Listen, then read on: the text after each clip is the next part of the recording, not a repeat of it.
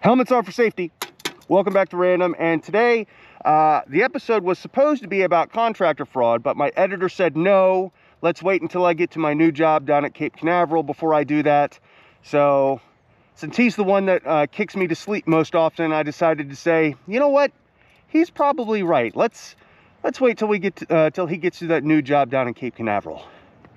Anyway, today's episode is all about something that we talked about previously, and that is a cult.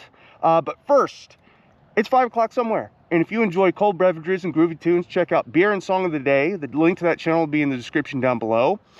Also, check out our friend Scooptheavenger at twitch.tv. He's a friend of the channel. Checking him out helps us out, so please do that. And let's get into it. Okay, so Lafayette Ronald Hubbard, otherwise known as the guy that created the cult of Scientology.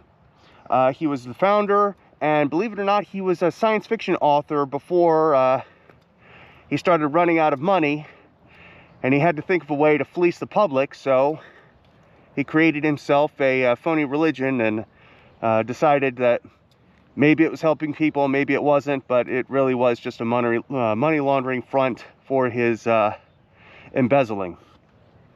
Now, his idea was that trauma can cause recording-like commands to be logged in the brain, and those logs could basically be doorways or memories from a past life. So let's say you're a kid and you stub your toe and that logs as a traumatic event. Well, your brain, in his theory, would calculate or record that as a past memory rather than a current memory or a present memory.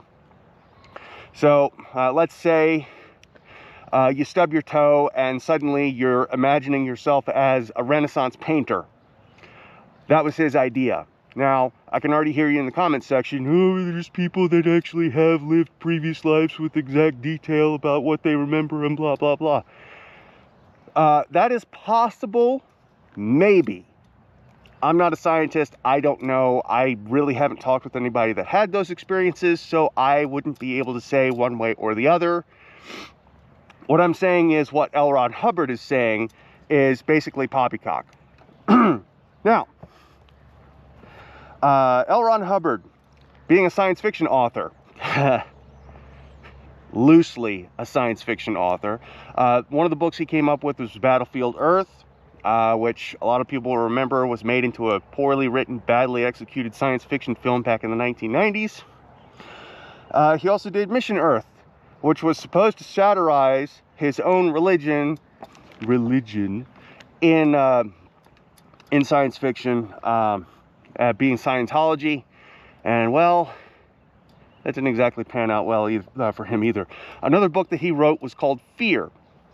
Now, because he was a narcissist and self-absorbed, he decided to use that text as one of the guiding texts for Scientology, along with a book called Dianetics, which, when it was initially published and released, was something of a phenomenon. And this was back in the 1950s. Yeah. Dianetics was his book that he wrote in the 1950s. It received some critical acclaim for a little while, but basically it started him up this peak, and then when he reached it, it went straight down.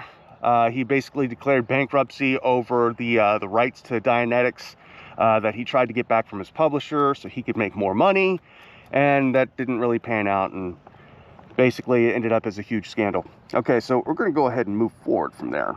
Now, why L. Ron Hubbard presented his cult as a religion. So, during the early history of the organization, it was supposed to be a multi-denominational guide.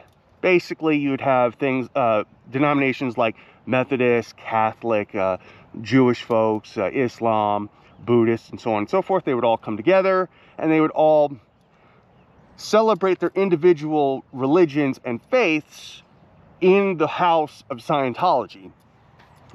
At least that's how it was supposed to start. Now, of course, as you progress through Scientology, the cult requires more and more of your time, more and more of your dedication. So one of two things has to happen. One, you give up Scientology, or the other, you give up your current religion in lieu of Scientology, so you can go ever higher and learn more about Xenu and how he controlled the universe and blah, blah, blah. Now, again, back to his book, Dianetics. This is back in the 1950s. Like I said, he gained a little bit of notoriety, started making a little bit of money, and being the greedy bastard he was, he wanted more. And when he tried to get his publication rights back from his publisher, they basically said no, and it ended up in a legal battle that ended up costing him several hundreds of millions of dollars that he didn't have, and he basically went bankrupt. So in a 1953 letter to his business manager, he said, "We don't want a clinic. We want one operation. We want one in operation, but not in name. It is a problem of a practical business. I await your reaction to the religion angle." Now that's important. The religion angle. Usually only a con man would say something like that. What's the angle? Can I get an angle on this? So on. Now, in 1966, the Guardian's office. That's basically the Scientologists' arm to undermine anyone hostile to the cult. Basically, they would go around, and if they couldn't threaten you with force, they would threaten you with legal action. That's basically what they would do. In 1977, the FBI raided one of their offices, and basically what it showed was how far the cult had grown in its influence. They had politicians, they had movie stars, they had business managers. Basically, it was a peek behind the curtain as to how far and how powerful they actually had gotten, which is actually rather terrifying. So that's a little brief overview of Scientology. Now, I'm going to go ahead and tell you right now, folks, that I am not the only one to look into this. There are other people on YouTube that do. I want to say King Trout has already done a video on Scientology. I want to say the Fat Electrician has also done one. I could be mistaken, but definitely go check out those creators as well.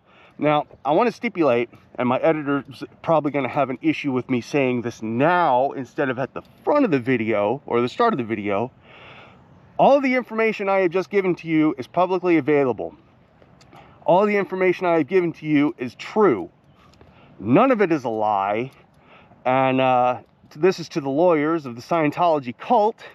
If you come after myself or my editor, good luck, because you have to identify both of us, and you can't. So, if you learned anything in this video, please like, comment, and subscribe down below. Tell my editor that he's a bum for continuing to make me sleep in the back of his truck. Tell me what I'm doing right. Tell me what I need to work on. And as always, folks, keep it random.